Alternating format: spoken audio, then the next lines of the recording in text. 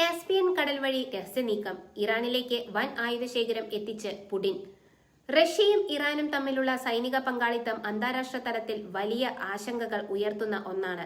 Ukraine അധിനിവേശത്തിന്റെ തുടക്കത്തിൽ Iran റഷ്യയിലേക്ക് ഡ്രോണുകളും അനുബന്ധ സാങ്കേതിക വിദ്യകളും അയച്ചിരുന്നെങ്കിൽ ഇന്ന് റഷ്യ തിരിച്ചങ്ങോട്ട് ഇറാനിലേക്ക് സ്ഫോടക വസ്തുക്കളും ആയുധങ്ങളും അയക്കുന്ന സാഹചര്യമാണ് രൂപപ്പെട്ടിരിക്കുന്നത്. NBC ന്യൂസ് പുറത്തുവിട്ട ഒരു യൂറോപ്യൻ സർക്കാർ രേഖയും പാശ്ചാത്യ ഉദ്യോഗസ്ഥരുടെ സാക്ഷ്യപ്പെടുത്തലുകളും അടിസ്ഥാനമാക്കി റഷ്യൻ കാസ്പിയൻ കടൽ മാർഗം ഇറാനിലേക്ക് വൻതോതിൽ സൈനിക സാമഗ്രികൾ കയറ്റി അയക്കുന്നതായി റിപ്പോർട്ടുകൾ വ്യക്തമാക്കുന്നു. TNT, ഡ്രോൺ ഘടകങ്ങൾ, അമ്യൂണേഷൻ എന്നിവയാണ് പ്രധാനമായും കടത്തുന്നത്. മാത്രമല്ല, ഉപഗ്രഹ ചിത്രങ്ങൾ വിശകലനം ചെയ്ത വിദഗ്ധർ നൽകുന്ന സൂചനകൾ അനുസരിച്ച് ബാലിസ്റ്റിക് മിസൈലുകളുടെ ഉൽപാദനത്തിന് ആവശ്യമായ സങ്കീർണമായ ഘടകങ്ങളും ഈ പാതയിലൂടെ കടത്തപ്പെടുന്നുണ്ട്. അമേരിക്കയും ഇസ്രായേലുമായി നടന്ന കടുത്ത സൈനിക പോരാട്ടങ്ങളിൽ ഇറാന്റെ ആയുധശേഖരം വലിയ തോതിൽ കുറവ് വന്നിട്ടുണ്ട്.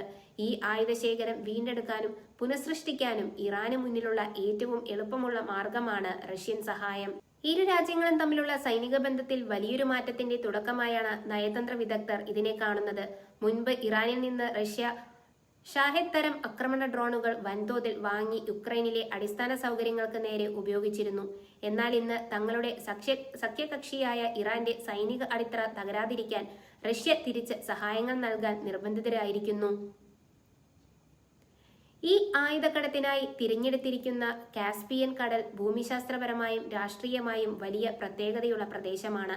Russia, Iran, Kazakhstan, Turkmenistan, Azerbaijan എന്നീ 5 രാജ്യങ്ങളാണ് കാസ്പിയൻ കടലുമായി അതിർത്തി പങ്കിടുന്നത്.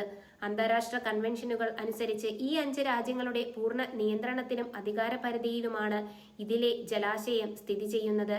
കാസ്പിയൻ കടലിന്റെ ഈ പ്രത്യേക സ്ഥാനം പാശ്ചാത്യ ശക്തികൾക്കും നാറ്റോ സൈന്യത്തിനും കടുത്ത വെല്ലുവിളിയാണ് ഉയർത്തുന്നത്. അമേരിക്കയ്ക്കോ മറ്റ് സഖ്യകക്ഷികൾക്കോ ഇവിടെ തങ്ങളുടെ യുദ്ധക്കപ്പലുകൾ നിരീക്ഷണത്തിനായോ പരിശോധനകൾക്കായോ അയക്കാൻ സാധിക്കില്ല. അന്താരാഷ്ട്ര ജലാശയങ്ങളിൽ നടക്കുന്ന തരം നിരീക്ഷണങ്ങൾ ഇവിടെ അസാധ്യമാണ്.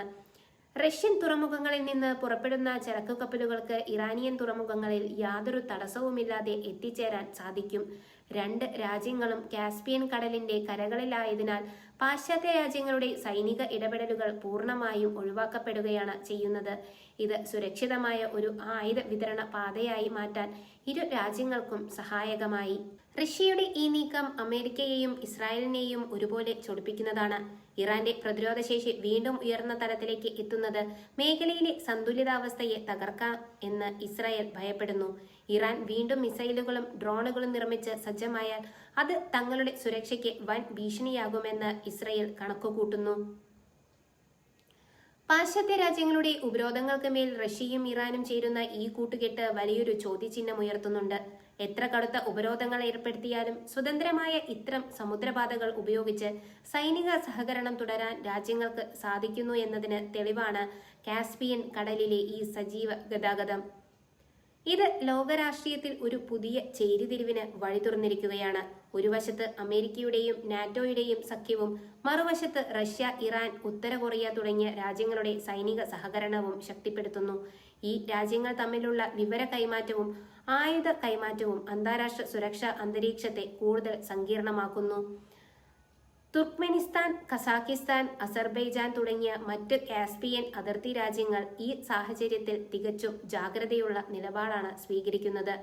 തങ്ങളുടെ അതിർത്തി പ്രദേശത്തിന് സമീപം നടക്കുന്ന ഈ വൻതോതിലുള്ള ആയുധക്കടത്ത് മേഖലയിൽ അസ്ഥിരത സൃഷ്ടിക്കുമോ എന്ന് അവർ ആശങ്കപ്പെടുന്നുണ്ടെങ്കിലും റഷ്യയുടെയും ഇറാന്റെയും നേരിട്ട് എതിർക്കാൻ അവർ തയ്യാറല്ല.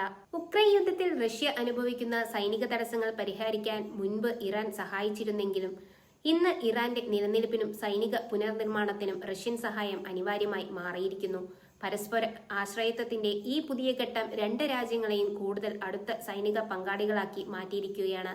ഭാവിയിൽ കാസ്പിയൻ കടൽ വഴി കൂടുതൽ വിപുലമായ ആയുധ ഇടപെടലുകൾ നടക്കാൻ സാധ്യതയുണ്ടെന്ന് സൈനിക വിദഗ്ധർ വിലയിരുത്തുന്നു.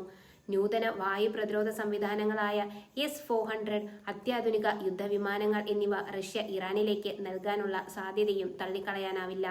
ഇത് മേഖലയിലെ വ്യോമാധിപത്യ സമവാക്യങ്ങളെ മാറ്റിയെഴുതുന്ന മിസൈൽ ഉൽപാദനത്തിനുള്ള അസംസ്കൃത വസ്തുക്കൾ കടത്തുന്നതിലൂടെ വളരെ വേഗത്തിൽ തന്നെ ഇറാന് തങ്ങളുടെ ദീർഘദൂര മിസൈൽ ശേഷി പൂർവ്വസ്ഥിതിയിലേക്ക് ആക്കാൻ കഴിയും.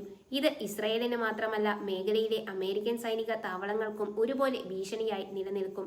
റഷ്യയുടെ ഈ നീക്കത്തിനെതിരെ പാശ്ചാത്യ രാജ്യങ്ങൾ സാമ്പത്തിക നയതന്ത്ര ഉപരോധങ്ങൾ കൂടുതൽ കടുപ്പിക്കാൻ സാധ്യതയുണ്ട്.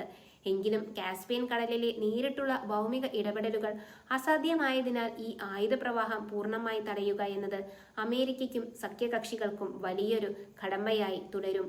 കാസ്പിയൻ കടൽ വഴി നടത്തുന്ന ഈ രഹസ്യ ആയുധക്കടത്ത് കേവലം 2 രാജ്യങ്ങൾ തമ്മിലുള്ള ഉഭയകക്ഷി സഹകരണം മാത്രമല്ല, മറിച്ച് പൂർവ്വ വിദേശത്തെയും ആഗോളതലത്തിലെയും ഭൗമരാഷ്ട്രീയ സമവാക്യങ്ങളെ മാറ്റിമറിക്കുന്ന ദൂരവ്യാപകമായ പ്രത്യാഘാതങ്ങൾ ഉണ്ടാകാൻ പോകുന്ന ഒരു പ്രധാന സൈനിക നീക്കമാണ്.